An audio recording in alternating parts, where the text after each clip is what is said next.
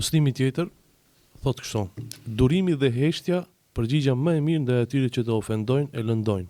Kush e di, ndoshta një ditë pendohen e reflektojnë. Kjo është postim më i përgjithshëm. Nuk ka të bëjë ndoshta veç me aktivitetin e fundit, por unë mendoj në përgjithësi për njerëzit e tillë duhet me qenë qasja.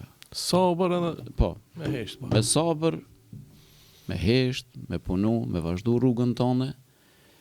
Ata le të vazhdojnë. Ata le të vazhdojnë.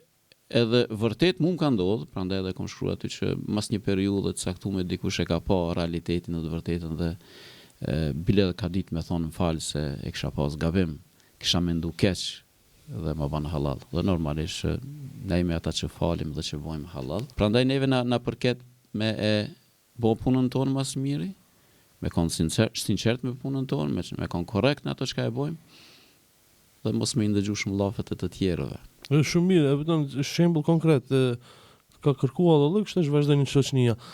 Mos të kishe bërë sabër, t'ja kishe kthyer me të njëjtën monedhë, nuk do të ekzistonte më ajo shoqënia, kupton. Ajde po çka është plusi i kësaj, i durimit, sabrit.